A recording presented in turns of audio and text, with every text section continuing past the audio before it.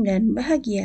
Pada video kali ini, perkenalkan saya Rima Listening Putri dari SMA Negeri 2 Magelang akan memaparkan tentang disiplin positif, penerapan segitiga restitusi. Disiplin positif menurut Ki Hajar Dewantara, yaitu di mana ada kemerdekaan, disitulah harus ada disiplin yang kuat. Sungguh pun disiplin itu bersifat self-disiplin, yaitu kita sendiri yang mewajibkan kita dengan sekeras-kerasnya. Tetapi itu sama saja, sebab jikalau kita tidak cakap melakukan self-disiplin, wajiblah penguasa lain mendisiplinkan diri kita. Dan peraturan demikian itulah harus ada di dalam suasana yang merdeka. Adapun definisi kata merdeka menurut Ki Hajar Dewantara adalah seperti yang tertuang dalam kalimat bahasa Jawa tersebut, yang artinya merdeka itu tidak hanya terlepas dari perintah, akan tetapi juga cakap buat pemerintah diri sendiri. Dalam menerapkan disiplin positif, kita dapat menggunakan segitiga restitusi. Restitusi adalah proses menciptakan kondisi bagi murid untuk memperbaiki kesalahan mereka sehingga mereka bisa kembali pada kelompok mereka dengan karakter yang lebih kuat, menurut Gerson 2004.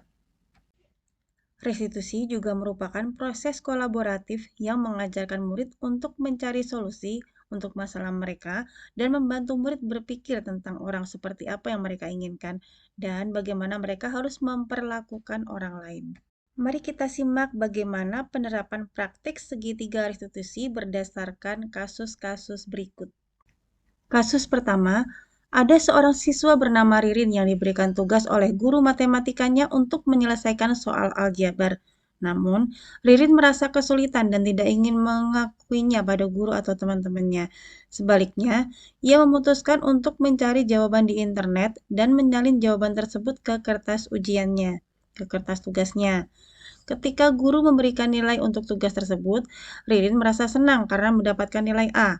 Namun, teman-temannya yang juga menyelesaikan tugas yang sama meragukan hasil Ririn karena mereka tahu bahwa Ririn tidak terlalu paham dalam matematika. Teman-temannya mencurigai Ririn telah menyalin jawaban dari internet dan memutuskan untuk mengonfrontasinya.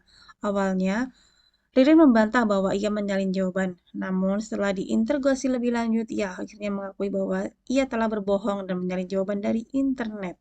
Ketua kelas melaporkan hal tersebut kepada wali kelas untuk menemukan solusi dari kegaduhan yang ada di kelas. Mari kita simak videonya. Halo Mbak Ririn, apa kabar? Terima kasih sudah datang di sini ya, menerima panggilan dari Bu Rima. Begini Mbak Ririn, tadi Bu Rima mendengar kegaduhan di kelas. Ada yang melapor ke Bu Rima. Kira-kira Mbak Ririn tahu tidak apa penyebabnya?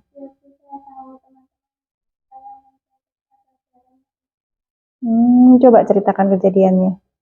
Sebenarnya saya kurang paham Bu pelajaran matematika, saya kebingungan, sedangkan bertanya saya malu. Sedangkan teman-teman sudah mengetahui materinya.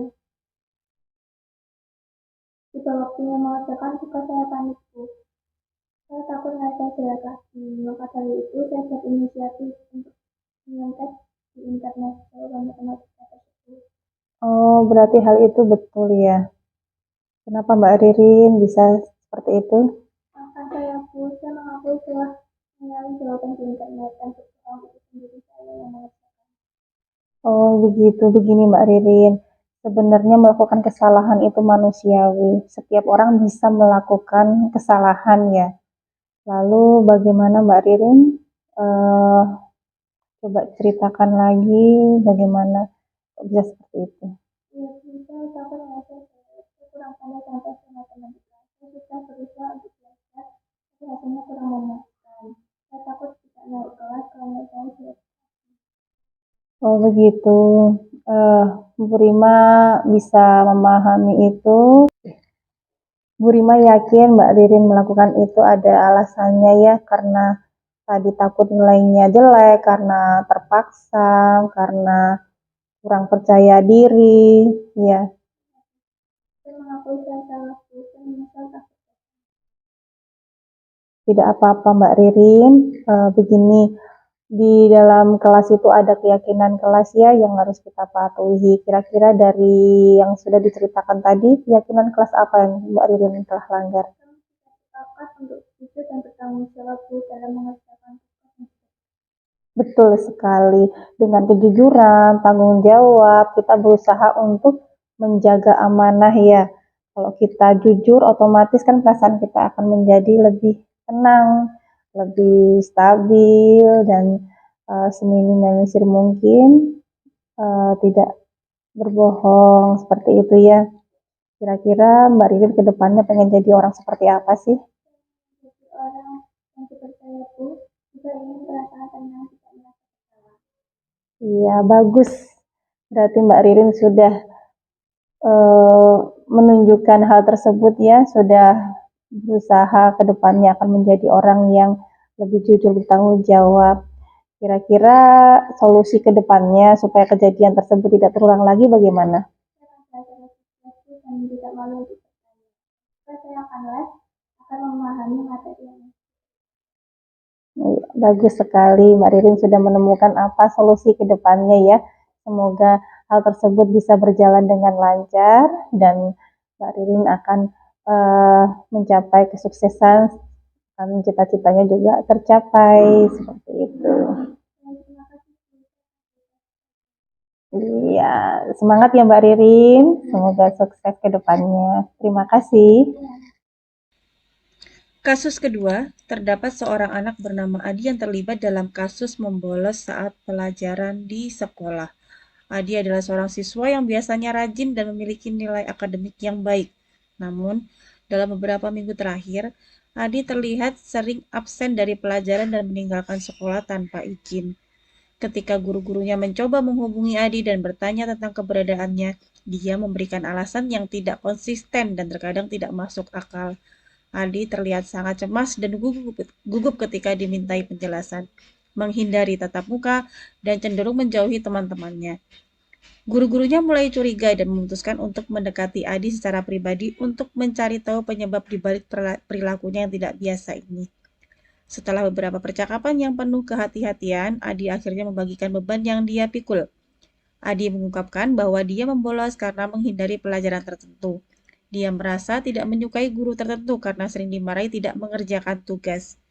Rasa takut dan kecemasan Adi yang terus bertambah akhirnya mendorongnya untuk membolos saat pelajaran. Adi berharap dengan menghindari sekolah dia dapat terhindar dari pelajaran yang menurutnya sulit. Kabar? Alhamdulillah baik Bu. Ya, terima kasih sudah memenuhi panggilan Bu Rima di sini ya. Jadi begini, Bu Rima dapat laporan dari beberapa guru, Mas Adi tidak hadir dalam pelajaran Bapak Ibu tersebut, padahal di presensi ada. Nah, itu tadi Mas Adi kemana? Ya maaf Bu, saya berubah. Sebenarnya kejadian ini katanya tidak hanya sekali ini saja ya. Ya Bu, betul. Coba ceritakan. Sebenarnya saya memang sengaja tidak ikut pelajaran Bu, karena pelajarannya itu membosankan Bu. Lalu, apakah itu betul? Ya sebenarnya salah sih Bu. Bagian mana salahnya? Ya saya salah karena saya sudah membolos. Iya, begini Mas Adi, sebenarnya melakukan kesalahan itu manusiawi ya. Tapi Bu Rima yakin Mas Adi ada alasan kenapa melakukan hal tersebut. Ya Bu, sebenarnya alasan utamanya karena saya belum mengerjakan tugas dari Ibu. Saya takut dimarahi, makanya saya mending bolos itu Bu. Begitu. Iya, berarti sebenarnya Mas Adi tidak berniat ya sebenarnya untuk melakukan hal tersebut. Mungkin karena terpaksa, karena kelalaian itu tadi, tidak mengerjakan tugas, ya. Ya betul Bu. Iya, tapi membolos itu kan sebenarnya tidak baik ya. Sekarang menurut Mas Adi, keyakinan kelas apa yang sudah dilanggar? Ya, kami sudah sepakat untuk disiplin dalam mengikuti pelajaran Bu. Dan untuk mengikuti pelajaran dengan hati gembira, tetapi saya melanggar kesepakatan itu Bu. Iya, berarti Mas Adi sebenarnya sudah tahu kesalahannya di mana ya. Sebenarnya Mas Adi ini pengen jadi orang yang seperti apa sih kelak? Saya ingin jadi orang yang sukses Bu. Iya, sukses dalam hal apa? Ya, saya harus disiplin Bu. Iya, jadi solusinya untuk menjadi orang sukses itu harus disiplin ya. Disiplin yang seperti apa contohnya? Saya harus pintar membagi waktu, Bu. Saya juga harus semangat dan optimis bisa mengerjakan tugas Bapak Ibu guru. Iya, betul. Cita-cita Mas Hadi sebenarnya apa? Ya, ingin menjadi pengusaha yang sukses, Bu. Nah, kalau pengen jadi pengusaha yang sukses itu caranya gimana? Ya, saya tidak ingin lari dari masalah lagi, Bu. Saya tidak mau bolos pelajaran lagi. Iya, dengan kata lain, Mas Hadi harus menerapkan kedisiplinan dalam diri sendiri ya, bertanggung jawab dengan apa yang sudah dilakukan dan coba memimpin diri sendiri. Kira-kira apa yang salah dan tidak itu kan eh, tahu ya. Sebenarnya sudah tahu ya, yang salah itu seperti ini, yang benar itu seperti ini. Nah, kemudian solusinya seperti apa supaya kejadian ini tidak terulang lagi, tidak bolos lagi? Ya, saya harus mengerjakan tugas-tugas Bapak Ibu guru. Betul. Dia mengerjakan tugas dan termotivasi untuk belajar ya. Kalau semangat dalam belajar, semangat mengikuti pelajaran kan juga tugas-tugasnya bisa dikerjakan dengan baik ya. Berarti Mas Adi sudah bisa menyimpulkan ya solusi seperti apa supaya nanti tidak kejadian lagi, tidak membolos lagi dengan melakukan kedisiplinan dari diri sendiri, betul tidak? Iya. Kira-kira apalah ada hal lain lagi nggak yang harus dikonfirmasi atau ada keinginan apa lagi? Misalnya di kelas supaya pelajarannya tidak membosankan. Mungkin bisa menjadi masukan untuk Bapak Ibu guru ya. Ya, kalau pelajaran ilmu itu jangan apa ya, pemberian materi terus, Bu. Itu agak membosankan dan jenuh. Iya, bikin ngantuk juga ya. Ya, nanti. Iya, berarti lebih banyak aktif juga ya. Ya, Mungkin kalau misalnya pembelajaran berkelompok gitu bisa bisa mengikuti tidak? ya bisa. Tahu juga. Bisa ya. Iya, kerjasamanya dalam kelompok aman selama ini. Aman. Iya, tapi kalau tugas individu yang mungkin agak kesulitan. Iya, berarti tadi kan sudah menemukan solusinya. Besok melakukan apa gitu ya. Iya, terima kasih Mas Adi sudah apa namanya? Sudah berani untuk jujur ya, sudah tahu letak kesalahannya di mana dan sudah bisa memberikan solusi untuk diri sendiri nih untuk memperbaiki kesalahan. Ya, semoga Mas Adi sukses ya ke depannya, dapat meraih cita-cita yang diharapkan. Iya, jadi cukup sekian hari ini. Semangat ya. Assalamualaikum warahmatullahi wabarakatuh. Izinkan memperkenalkan diri, nama saya Adi. Perasaan saya setelah Ibu Rima membimbing saya untuk menyadari kesalahan dan bersama-sama menemukan solusi tentang permasalahan saya sangat lega karena ketika Ibu Rima mengetahui saya membolos karena ada alasannya. Bu Rima tidak lantas menganggap saya sebagai anak nakal. Justru beliau memberikan nasihat kepada saya dan saya menjadi tahu apa kesalahan saya, bagaimana solusi yang dapat saya lakukan. Saya sangat senang sekali dan bersemangat.